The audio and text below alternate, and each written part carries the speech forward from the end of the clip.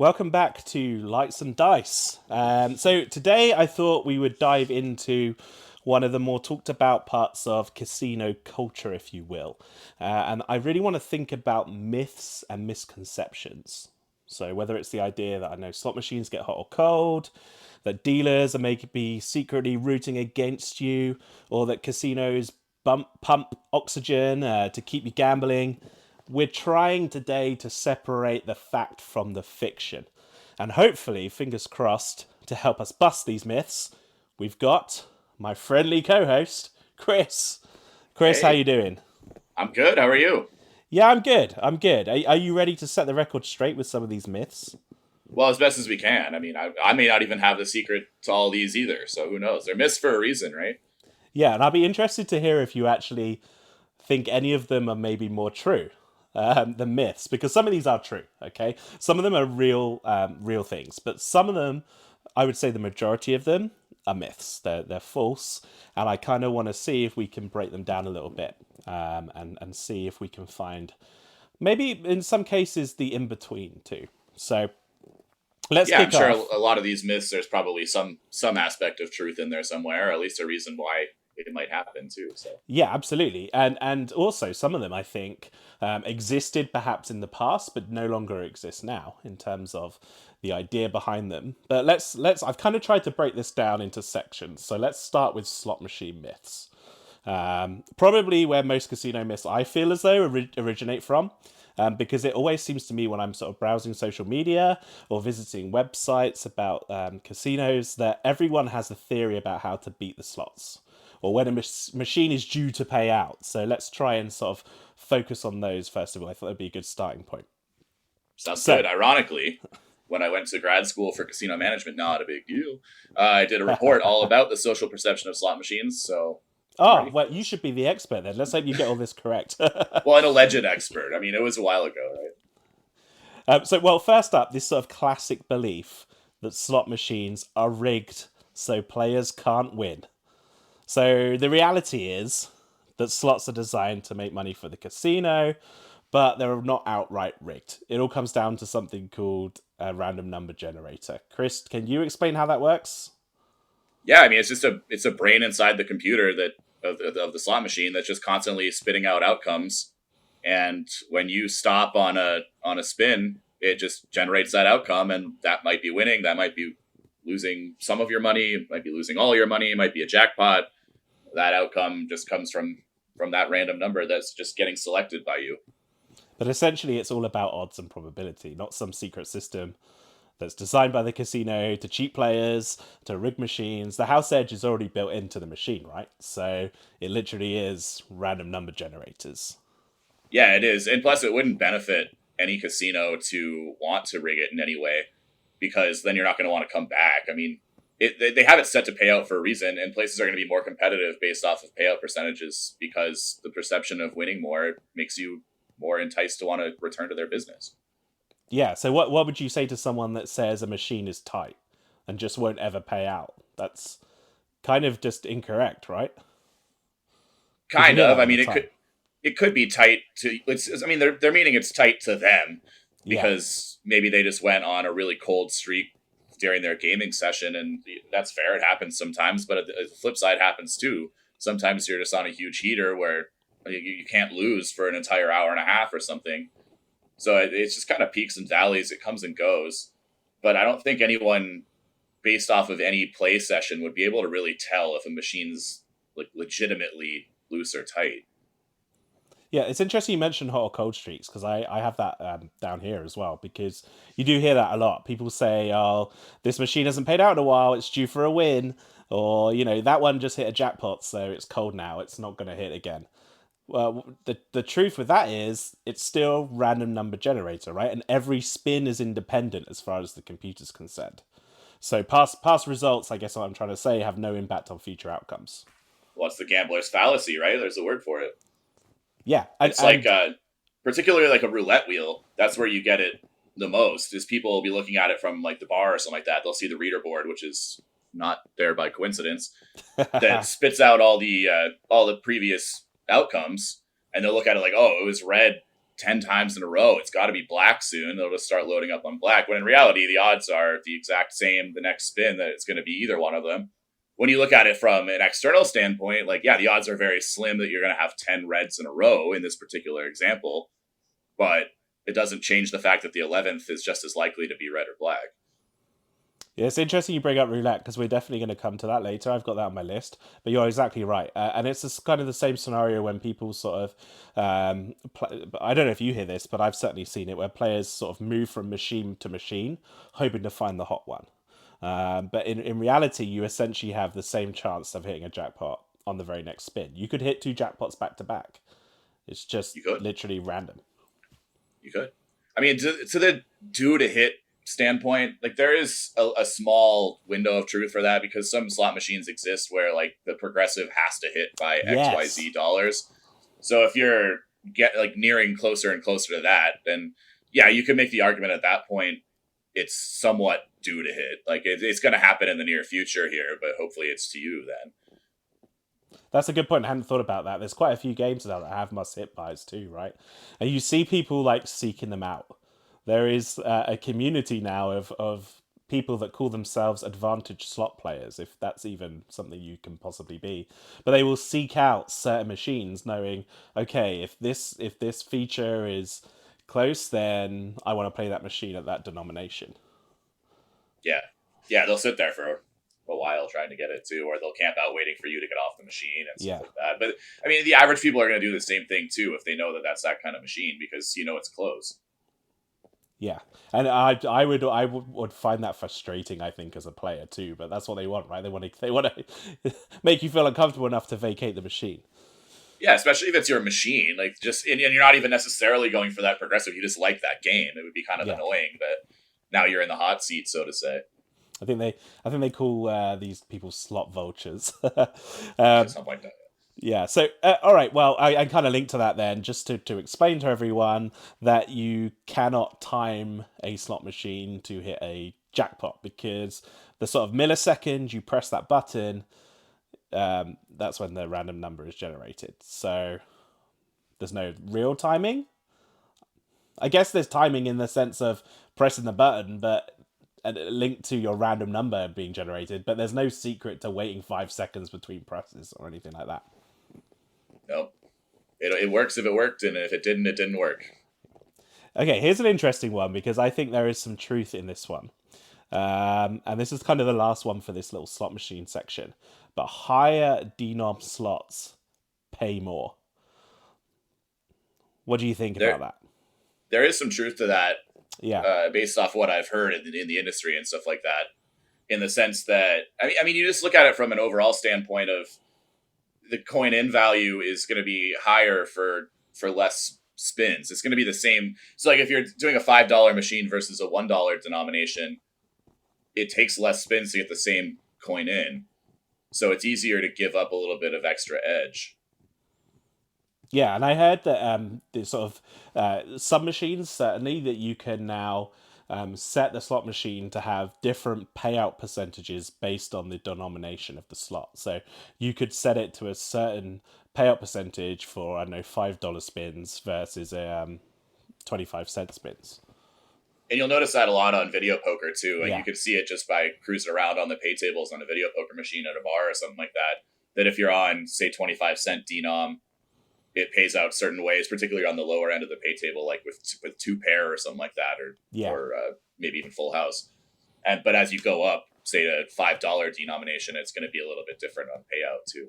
Yeah, and video poker is interesting too, because if we were just to keep it simple and think of like bonus poker, you'd probably 25-cent in any big casino in Vegas, you're going to get like what, 6.5 as a pay table. Whereas if you go up the denominations, maybe you're going to get closer to 8.5. Yeah, it really depends these days too, because much like 000 roulette or 6 to 5 blackjacks, like if one place can get away with it, a lot of places start moving towards that too. So then it becomes the standard, and it is what it is, I guess, at that point. It's kind of interesting if that could be sort of a way in which, and I know casinos have done this in the past, particularly with roulette or craps, a way in which you can differentiate your casino and your offering. You definitely notice casinos doing it, and some of them will put it on billboard signs and stuff saying, "Oh, yo, I have 10-6 video poker," or "We have 102% payback video poker," or something. Which obviously it's going to get in the demographic that you're targeting with that because they're specifically looking for it. Now they don't have to just cruise through and search. But at the same time, I mean, it also kind of brands your casino in a way, like because you don't notice the Bellagio's of the world or something advertising their pay tables or anything, and they may even have good ones, especially in the high limit room or something. Yeah. Just because it gives off that kind of perception that that's the way we market. Whereas I think that they're taking the approach of more, we've marketed everything else we have to offer. So hopefully this is the place you choose to gamble at and stuff as a result. And maybe you find those, like, we're getting you in the door for other reasons, I guess, is what they're saying. Yeah, that's a very interesting point because I always argue that with people. If I'm playing video poker at, say, Bellagio, let's use that as the example, and I'm getting a decent enough pay table, let's say at the bar, I would much rather play in Bellagio with a semi-decent pay table, enjoying some drinks, enjoying the ambience, than I maybe would at an alternative casino, shall we say. I'm not going to name names, but an alternative Yeah, casino no free that perhaps promos. yeah, that perhaps isn't as luxurious, shall we say, but you're getting the better pay table. I fully appreciate some people would be like, no, it's all about the gambling, it's all about the pay table. But for me personally, I think, the feel, the ambience, the enjoyment factor of the casino is important. Sure. And I think that the specific gambling aspect is maybe bigger from a local casino standpoint, like Yeah. your local market, for example, or even here, like we have locals casinos too in Las Vegas. But I mean, like that seems more of one where you're going to stay in your home market and be more focused on that. Whereas here, you're coming to Las Vegas for likely different reasons, whether or not your primary is gambling. You may also be here because you're a nightclub person. You may also be here because your favorite band's in town, or you wanted to catch some sports because we have tons of sports here now, or shows, whatever. And then it's just kind of you're also going to play while you're here. Whereas I think if you're really trying to seek out machines, you're looking more from a local demographic. True, true. All right, well, I think that's kind of deals with slot machines. I think just to sort of summarize, essentially they're unpredictable. Doesn't matter if the machine's been cold for hours or if you think you've figured out a pattern. At the end of the day, every spin is random. You never know when your luck might hit. I want to know your thoughts on this one though. Okay, go on. So like when they like do the slot drop and stuff like that, like so the first time a machine's been reset, you'll see the flashing light on top of it, which means it hasn't been played yet. What is your thought on that? Do you have an opinion yourself on whether or not you'd be more likely to play that machine? Honestly, I don't think I would be more likely because I probably wouldn't be observant enough to to pick up on it. So you mean like at the start of a day or when the machine is brand new in the casino? Either one, kind of like you'll see that light on top flashing, Yeah, which just means that ever since something was reset on it, it could have been as simple as just taking out the bill validator or something like that. yeah. It's restarted for business, I guess. I mean, for me, it wouldn't factor, but I can see why maybe it would for other people. Yeah, I just thought it was interesting. To me, I don't know. I don't think I would really care either. You're a slot guy. I wanted to get your opinion on Yeah, that. yeah. No, I don't think. I just. Honestly, I would. I think if it was a brand new machine, it would probably depend on the machine too, because I'd probably maybe just be excited to play it because it was brand new, but not necessarily because it's more likely to hit or whatever. Yeah, I mean, we're at this point we're talking our own personal superstitions, but I like new machines personally because I mean, and maybe it's just like the casino guy in me. I feel like there's a possibility that you don't have it dialed in the way you want to yet, Yeah, which could true. also be bad for me. But at the same time, like I don't know, I've had good luck on brand new machines before, like at brand new casinos or something. You sit down at one and you're like, not a lot of people have played this, and it spits out like 5 four of a kinds on me or something. And that happens everywhere Yeah, sometimes. yeah, But I don't know, maybe it's just the right coincidence, the right time that's gotten for me.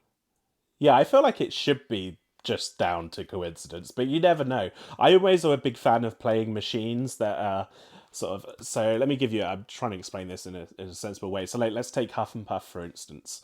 Like I always find the original version pays out better than the sequel. And then the sequel to the sequel because they kind of add more features and it feels like the machine tightens up as they go.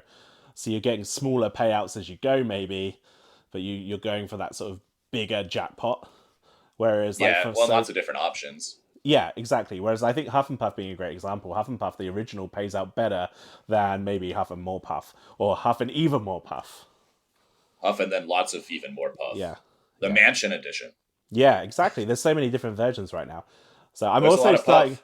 I'm really starting to miss Vegas. I every so often when I'm on here with Chris, I can just hear in the background little bits of the casino, and it just makes me wish I was there.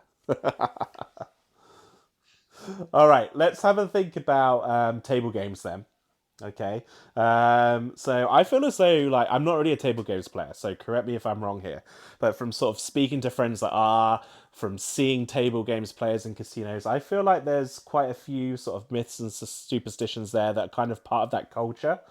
Whether it's blackjack, roulette, craps, players have all sorts of beliefs about how to win, what the casino is maybe doing to keep them from winning. So anyway, let's have a think about this one. So one sort of thing that I hear perhaps more often than not, is that dealers want you to lose. That the dealer is rooting against the player because the casino makes money when players lose. The dealers must be trying, surely, to help the house win. I What? couldn't. I think it couldn't be more opposite than that, Yeah, because dealers in every market too. I mean, everyone likes to say that the American market's the biggest one for tipping and stuff, but in casinos, there's yeah, kind of a tipping culture no matter the market. Because I know like casinos I've been to in London, like it's still customary to tip dealers and stuff. So for that reason, they're, if anything, more on your behalf. Like they're not absolutely. gonna do something specifically in your favor, but they want you to win. Unless you're being a jerk to them or something like that, then everybody wants you to lose at that point. But yeah, I mean, I couldn't, I wouldn't think it could be more opposite than that perception. I think on average, your dealer probably wants you to win unless you give them a reason not to. Yeah, and also like it's like you say, the tipping culture. Dealers they want tips, right? So usually, if people win, that means more tips for them. Yeah, definitely, and they all usually work together on that too. So they're all hoping that each other are taking good care taking good care of clients as well. From that standpoint, just to make sure that it benefits the whole collective Do you ever you're in casinos obviously a lot more than me. Do you ever see players get sort of angry at dealers when they lose? all the time. But I think it's more that they just want to take it out on something, and that's just the inconveniently placed target that they can Yeah. make. But Uh, I mean, a lot of casinos won't stand for it. Maybe I guess there's always that loophole that depends on who you are, I guess, kind of thing. But yeah. still, obviously, they're going to take care of their team and their team members, and they're not going to stand for you being overly aggressive just because you think it's the dealer's fault that you lost. I Yeah, and mean, how I would usually like to use the term "stupid cards," right? how would a dealer deal with that situation though on the floor? They just kind of calm the player down and hope security get involved, or I would think that's more like a floor supervisor is going to come over yeah, for that, because like yeah, that's the unfair part. Like, where are they going to go? They can't yeah, leave the table because there's the whole bank in front of them, yeah, so they can't of just like course. walk away and then just risk someone walking by and taking a couple barrels of $100 checks or something like that. Yeah, yeah, yeah. All right. Well, this is one that I think you're going to know a little bit about because I think you're fine with me sharing that you have worked in surveillance, right, in casinos previously. I have. There's So, obviously a lot of mystery behind that, and some stuff I can and can't share, but I have done that. oh, now that is intriguing. All right. Well, I want to talk about card counting and the idea that card counting is illegal. And that particularly we're talking about blackjack here. I think thanks to particularly movies like 21, Rain Man, there's now this sort of big explosion on YouTube of card counters filming their play. People just assume that if you are counting cards will get you arrested. Let's say at the most extreme level. So what's the reality with that one? It's not illegal to use your own mental ingenuity to count cards. However, it is illegal in some markets to use items or things other than your mind, basically. Yeah, So in some markets, I don't you don't really see it happen very often, but people tracking aces or something like that with chips or rearranging stuff in front of them so they can, if it can be proven that that's the reason you're doing it, that's using a prop other than your own mental ingenuity, is what they say. And you could be subject to actually getting, I don't know if necessarily arrested is the depth I would go, but in some kind of trouble. Like it would be illegal at that point. It's possible. Depends on the jurisdiction, I guess. And presumably that though people or casinos, sorry, can ask a player to leave if they're counting. Anywhere can. I mean, your grocery Yeah. store can do the same thing, and we're just using that same. The casino would just be using the same approach. I mean, that's what they say, right? It's we have the right to refuse service to anyone for any reason at any time, and we're choosing to exercise that right on you. Yeah, for sure. Oftentimes, though, if it's someone that they suspect of counting cards, they're just going to back them off blackjack because we're Yeah. still fine with you. Like try and count down the roulette wheel or whatever, right? Do you think card counting is really as easy as the movies make it out to be? Uh, it's to me it is because I can count cards. I guess I think I'm still good at it. I'm definitely not as good as I used to be in my surveillance days. I don't think it's too complicated. The hardest part is going to be that you have to memorize basic strategy. You have Yeah. to because basic strategy is mathematically when you're sticking to a specific trend is mathematically the best or player advantage. I mean, and then a card counter is going to deviate from basic strategy in a certain amount of ways. But it's almost a basic strategy on top of basic strategy. But you're gonna know basic strategy perfectly. You got to know it, and a lot of people don't because a lot of people are, regardless of what they think the book says, or even if they put the card in front of them, like the basic strategy card on the table, which you see sometimes, Yeah. people still disagree with it on some stuff. Like especially 16 against a 10. A lot of people don't like that one because it's like you're so close to losing if you're hitting that anyways. Yeah. So sometimes you like that's always what people say, right? Do you hit your 16s or not? And basic strategy, 16 against a 10, you would always hit that. However, if you were counting cards, there is a situation where you would stop doing that. And this, I guess, is how you would spot a card counter. Yeah, I mean, you're going to fluctuate your bet if you're card counting. That's going to be the easiest Yeah. way. Like as the count changes, people are going to start changing their bet so it's more advantageous for them because that's where it comes into play. I mean, you're not going to bet high if you think that there's less chance you're going to have a good outcome. So as soon as it trends in their favor is when they're going to start betting differently. That's how you're going to notice if they're doing it. You just follow the trends of how they're betting. All right, sticking with blackjack, this idea, and I think that, again, this is a fairly common one, maybe one of the more common ones in blackjack, the other players' bad decisions. So kind of like linking to what you were just saying about basic strategy. So maybe hitting when they shouldn't or standing when they should hit can ruin your chances of winning. What do we think about that one?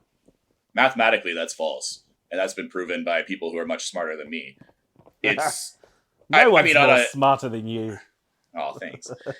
On a short-term basis, yeah. I mean, maybe the guy splitting tens in front of you, if he didn't do that, the table would have won or something. The dealer would have busted. But at the same time, how often does it happen the other way? Like sometimes someone's going to split tens and then the dealer does bust because that they took away another 10 or something. I don't know.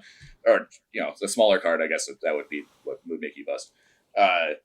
So who knows? But, mathematically speaking, no, it doesn't impact you individually. And in a long-term case, it would be the same percentage return. Yeah, exactly. In the long run, it doesn't actually affect you. So if you see other players getting frustrated, well, maybe don't intervene. That'd probably be the wrong thing to do, but it's not true. I mean, if I'm playing blackjack and people complain about stuff, that's when I start getting more into it. Like, now I'm going to start splitting tens. And wait, when I get an ace, I'm going to double down that soft 21 and your mind is going to explode.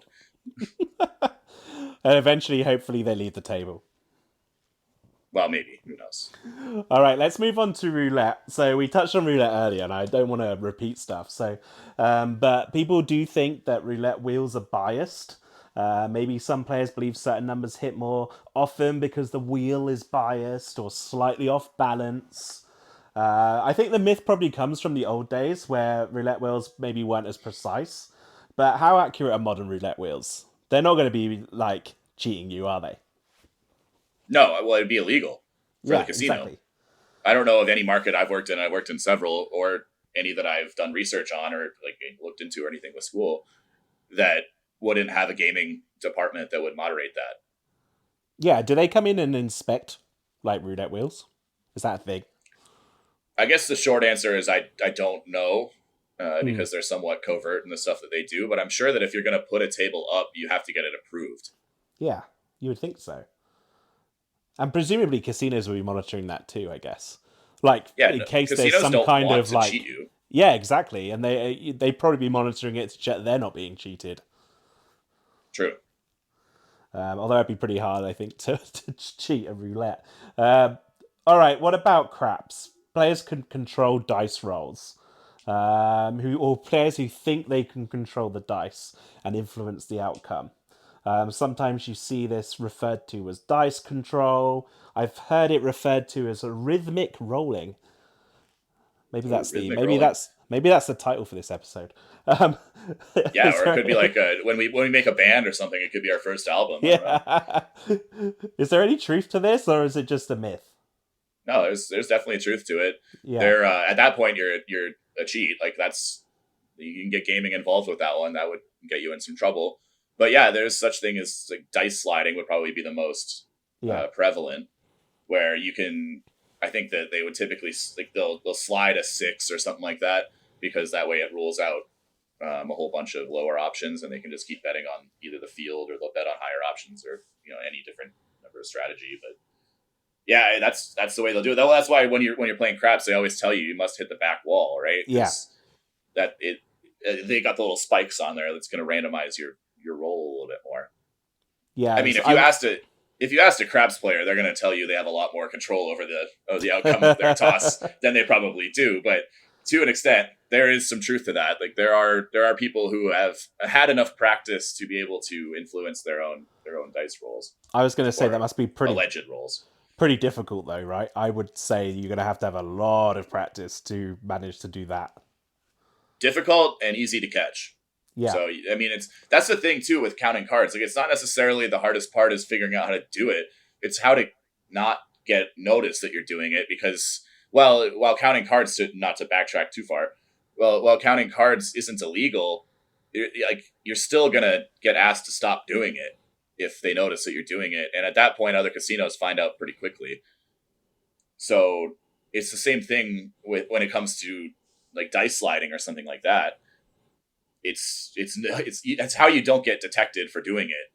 That's the hardest part. Not even learning how to do it in the first place. yeah, and presumably casinos are going to be like sharing this information with each other too.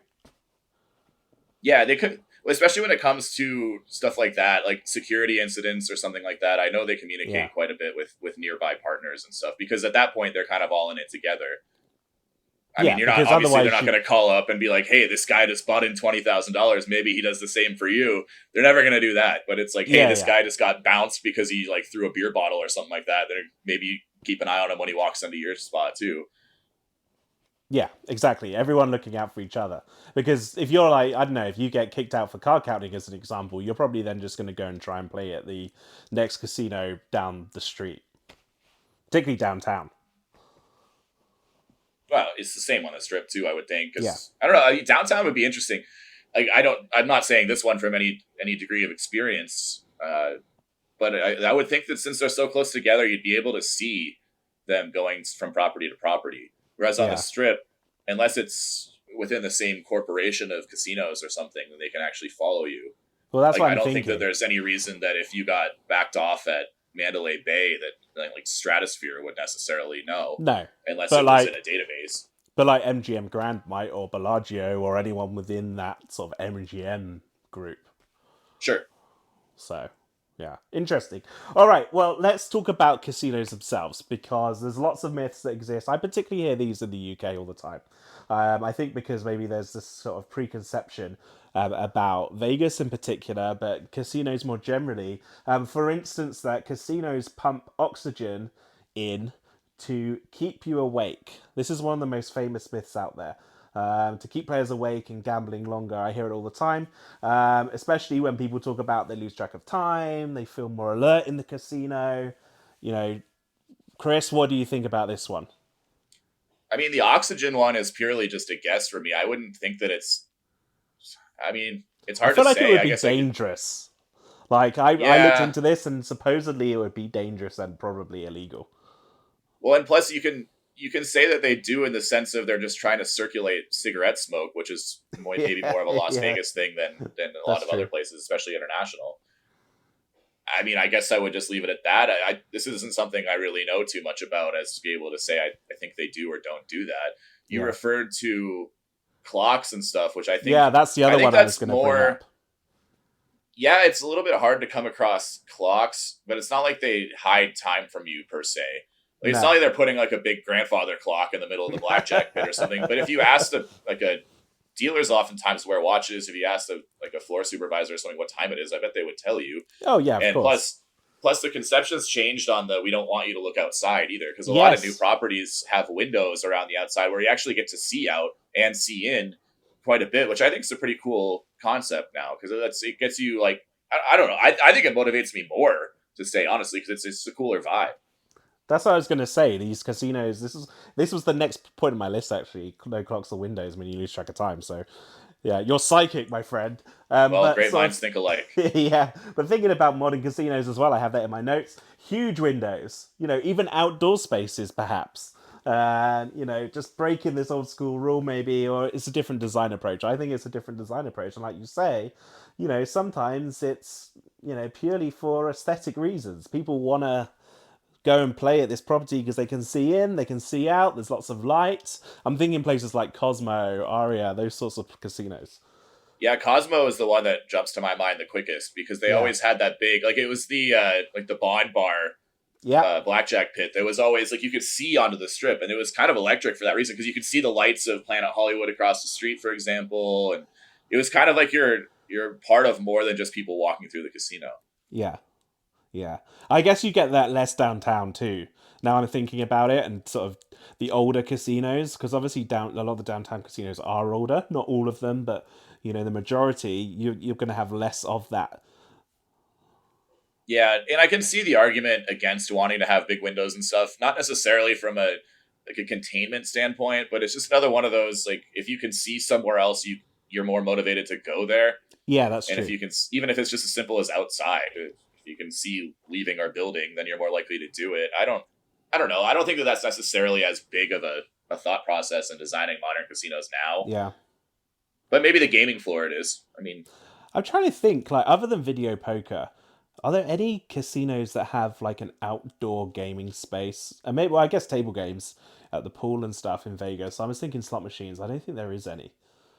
I'm sure there is somewhere. There's got to Yeah, be, I or mean even the if it's heat something as probably doesn't simple help. as, yeah, maybe not in Las Vegas, but maybe it's just something as simple as like a covered balcony, like a rooftop bar kind of thing, or something that's still zoned for gaming space. Yeah, particularly in those countries where you can only smoke outdoors. So I would imagine maybe in Canada and the UK, maybe that is a thing. I think there is Well, there is in definitely the U.S., places it's in a the thing too, because a lot UK. of places don't let you Yeah, smoke indoors in the U.S. still. I yeah. mean, So In Nevada even you can't. It's just only in the presence of gaming. yeah, so you don't, but you wouldn't have to have a smoking area outside with slot machines because they just wouldn't be necessary. Right. I mean, some casinos even here are starting to skew towards just being non-smoking anyways as an Yeah, experiment, or at least having like non-smoking areas, yeah. which I guess could lend more to that. Interesting. All right, well, the next one is to do with security. So going back maybe to your time in surveillance, but let's talk about security.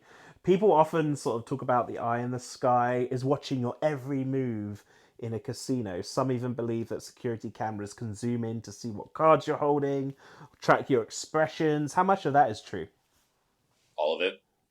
Ooh, interesting. Tell me more. Well, I mean, that's something I can't really dive too far into, right? Yeah, Because that the mystery is kind of half the point. yeah, But yeah, I mean, especially now, and I've been far enough removed from that side of the world yeah. for long enough that I'm sure the technology's only grown like significantly. But yeah, I mean, they've got all the best stuff, especially in a casino, because it's where the money's at, and anywhere there's money is something that they're going to keep their eyes on, I was and gonna say it's about they'll be able to protecting the follow it. casino and its guests, though, not tracking necessarily every bet you place, right? Oh no, I mean, they're not going to necessarily look at you individually, and it's, well, maybe unless you give them a reason to. I don't know. They're mostly just going to be watching games, or they're going to be watching the money. That's what Yeah. everyone was always. Well, and then there's people who are going to be watching security stuff. There's people who are watching bars and stuff. Like, they literally can see everything. So Except what's for your the hotel isn't going to have as much, obviously, because they're not going to like be yeah, creeping on your the guest hotel room or rooms? anything like that. Yeah, maybe the hallway leading up, Yeah, but it's not like they're not like they have cameras in the penthouse suite or something like that. yeah. um, one that I've definitely fallen victim to this next one, and I think I sort of referenced this last week, but this idea that free drinks make you gamble more. So the casinos offer free drinks to encourage players to gamble more. I guess would be a better way to put it. Is that true? Would you say, or is free drinks just a perk? Well, first of all, they're complimentary, not free. Okay, yeah, I think there's some complimentary kind of drinks. different there or something. I don't know. Someone told me that in the first place.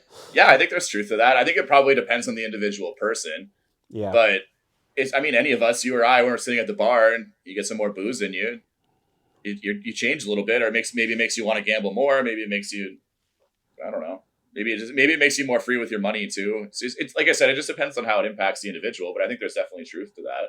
yeah. Maybe it's a subtle way to sort of loosen people up, keep them playing. And I'm not sure it's Um, necessarily like an evil approach as to that's why they comp you the drinks. I think it's just more why they make sure that it's convenient for you, so you don't have to leave a game. yeah, Plus, you as a slot player, for example, like what if we have only one of that same slot machine that you want to use, and you're like, oh well, now I really want a beer. Get yeah. up from the machine, and then you come back with your beer, and Use it. it's just someone else is there. So It's like that when you need to go to the bathroom. This is why I ask you the question: how often do people urinate in their seats at the slot machine? I Probably. couldn't tell you a number, but it's too much. I I know was going to that. say probably more often than I would want to know. Yeah, I don't know the answer either, but I mean, even once is too much, right? So it's definitely Yeah. too much. Oh God. All right. So sort of, I guess what I would call this last little section here is crazy urban legends. Um, although some of them actually maybe aren't so crazy. Like you still hear this idea that slot machines nearer the door pay more to attract players. That's sort of a classic idea that slot machines at the entrance or along a main walkway are programmed to pay out more to lure people inside. Do you think there's any truth to that? I mean, I think in the past, in particular, maybe there was partial truth to that, where maybe looser machines were near the entrances to draw people in. But with like modern day regulation and RNGs and all that sort of stuff, I guess that's probably not a thing anymore. I would suspect it's probably not. I think it's. I mean, obviously the possibility lies there, Yeah, and I've heard that with the like bathroom machines and stuff like that, new versus old, etc. And the possibility lies to do that. I just, I guess I would question if any like slot people are really looking that in depth into okay, like we have a bank of 8 machines, mm. and this one we want like this one we want like this one we want like this, etc. Instead of just saying we have a bank of 8 machines, let's set them this way. Yeah, and also like you probably just want to put your machines like I'd really be interested to talk to someone that designs the floor because that must be a job, right? Someone who decides where slot machines go and the layout of the casino floor. Some like feng shui, if you will. I'd be really Yeah, for interested sure. to know how they make those decisions and whether they actually are putting machines at the front of the casino or maybe by the doors because they're the most attractive looking machines. I mean, you don't necessarily want a load of double diamonds literally right at the front door, do you? Despite the No, fact I that mean maybe there you probably probably are a want to put better like payout. Buffalo or like the big Yeah, red machine or something like yeah. that. Something that Or someone's going to Dragon see Link or walking by. something. Yeah, yeah, Something, yeah. exactly. So, all those ones now that are so big, like sometimes I think, how on earth are some casinos going to fit this slot machine in their casino because they're so high now Yeah. with such Or big TV screens. I don't know if you remember this one. I haven't seen it in a long time. Like it was almost like over a decade ago when I first moved out here. They had this Wheel of Fortune that was like a community game, and the wheel, like the machines were around the wheel, like almost like an electronic table game roulette kind of thing. But it's this Yeah, massive Wheel of Fortune, and it would just spin like it's like the size of a car almost. This wheel, and I haven't seen them since. Obviously, so they made just taken up too much space. But just looking at them was amazing. I love that yeah. machine. So maybe that's the sort of thing you want at the front, right? Yeah, I More think that to would draw attract people people in. in though, rather than just because it looks cool, rather than the payout percentage being any better. Well, and it's a social game too, so anytime someone's winning, everyone's a part of it. So you're gonna get screaming and stuff like that, Yeah. and then that ropes more people in. And so finally, I guess, the idea that big wins are more likely late at night. So some people do swear that casinos maybe loosen up the machines after midnight to keep the night owls playing. I mean, Chris, thoughts on that one? I don't think there's any truth to that. No, exactly. It would just be, first of all, it's too. I don't even know if it's possible to be able to change, especially on a machine, just throughout the day. And if you could, it's definitely inconvenient to the point where no one would want to do it. Yeah. And I would almost argue that like late at night when less people are playing is, I mean, obviously they're not going to change it based on the day anyways, but they're not going to want like tons of money going through because that's what all like the senior execs are asleep and stuff, and someone's waking them up that there's a big payout. So whether it's 3 p.m. or 3 a.m., your odds are the same. No secret late night payouts, basically. Basically. But you must see people who believe this, right? Well, there's people who believe everything, right? And that's kind of the fun in all of it. Like even individually, like we all have our superstitions, even if you know that it's not true. Sometimes it's still fun to have them. Yeah, that's true. I'm trying to think of. Do you have any particular ones that you are a fan of? I'm trying to think if there's any superstitions. I wouldn't necessarily say it's a superstition, but sometimes I'm playing table games and they swap in a dealer that either isn't very good, like it's like their first time on that particular game or something, or like they just have bad vibes. Yeah. I find, and like I know that it's the same math and everything, but I find it never works out for me, and I always get even more angry because I'm like, I didn't even like that person, and I still stayed there and lost. Whereas I knew when they came there, I'm like, the vibes are off. I should have left. I don't know. That's one to me, I guess. I know a lot of people. How do you judge a vibe? Well, you just feel it, right? It's like an aura. I know a lot of people are superstitious about players' cards. Oh yeah, I didn't touch on that one. Yeah, yeah, I think it's important we bring that up because it definitely has nothing to do with the outcome of your game. Yeah, we kind of touched on this last week too. I think, but it's important to get them because you get offers and for tax purposes and stuff like that. I mean, there's just not a huge downside. I mean, I guess maybe the best argument I get is like, oh, well, I'm afraid you're going to send me mail and my wife doesn't know I come to Las Vegas or something, but or whatever casino. I don't know, but you get email then or something. I don't know. But it doesn't impact whether or not you're going to win anything. And if you do win something, now you have a chance to write it off on your taxes. For those of you who don't live in the UK. We're lucky we don't have to pay the tax. But so essentially putting a player's card in a machine, or I don't know how people would think it would change a table game, but it's not like the machine's suddenly going to be like, oh, this guy's got a player's card, let's make him lose. It just doesn't work that way. Or let's lower the payout percentage. It doesn't work that way. No, it's just not it's not doable. I'm trying to think of like a way in which sort of casinos can encourage people to sign up for players cards. I guess it's just like maybe if you, other than the comp side of things, maybe like sign up for the players club, get a $25 match bet and stuff like that. That's the way they do it. Yeah, a lot of it's stuff like that. Like it's kind of a loose bribe, or like if you earn a certain amount of points in a day, you get free slot play or something like that. Yeah, that's definitely an option. All right, Chris, anything you want to add? Anything else I've missed? I feel like we've done a pretty good job there at dispelling quite a few myths. Yeah, it was pretty comprehensive. I mean, I guess really other than the players card thing we threw in there, I don't know if there's too much more I'd add. Cool. All right. Well, I guess to sum up then, we've I guess hopefully we've helped bust a few of these myths. I did mention on the social media platforms, so I guess this would be a good time to plug them. We're on X, Twitter as it formerly was known, at Lights and Dice. Very easy to find us. And we're also on Instagram now at the same name. So if you want to get in contact with us, or if you just want to give us a follow so you can find out when the next episodes drop, or you just want to see whatever we're sort of feeling about tweeting, please follow us on those social channels. I also put out a tweet earlier this week where I asked if anyone had any sort of questions that they might want us to answer. So I figured maybe to finish, we could sort of answer one of our listeners' questions. Are you up for that? Sounds good to me. Okay, so this is from Josh, and he says, I play a mix of table games and slots. When my comps are being calculated, are they combining the table play with the slot play, or basing comps in whichever has a higher value to the casino? I've always wondered if I should just stick with one or the other. They're definitely basing it on both. You can use your player's card at both. They're not going to care if you're doing one or the other. It may impact the offer you're getting as far as like what you get back. Like maybe if you play predominantly slots, they're going to send you free play offers instead of table game free bet or for match play offers, or vice versa. But they're definitely combining both for play, and in some places they're even combining sports play. You can use your card for that. Some places give you points for that as well. Any number of things. It all counts together. Yeah, that's what I was going to say. I think you just have to sort of play as you want to play. Don't try and overthink it. Yeah, no casino is going to punish you for playing extra. Yeah.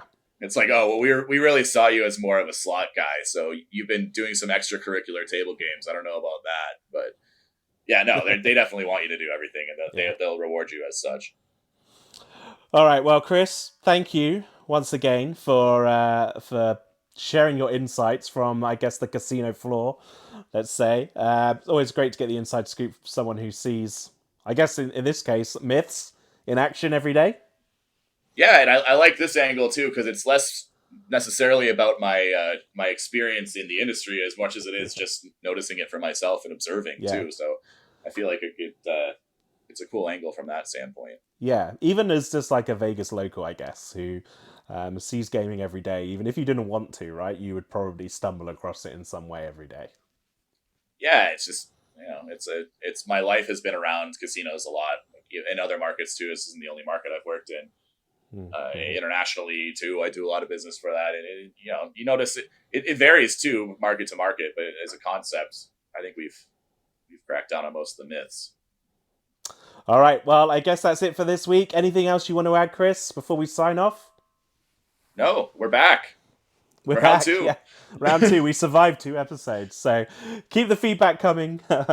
Hopefully, the sound quality is a bit better this week. We're really trying to play around with it and get it perfect for you guys. We appreciate your patience. We're only sort of 2 episodes in, but hopefully, this one is a little bit clearer. But yeah, keep listening, keep visiting us at lightsanddice.com. If you've got questions, you can visit the socials I mentioned at Lights and Dice on Twitter and Instagram, or you can email us studio at lice at lightsanddice.com. Getting my words mixed up. Yeah, well, definitely lights. Yeah, definitely lights. It's late here. It's late here. Time differences, It's weird. It's early here. It's funny how that works. All right. Well, until next time, thanks for listening, everybody.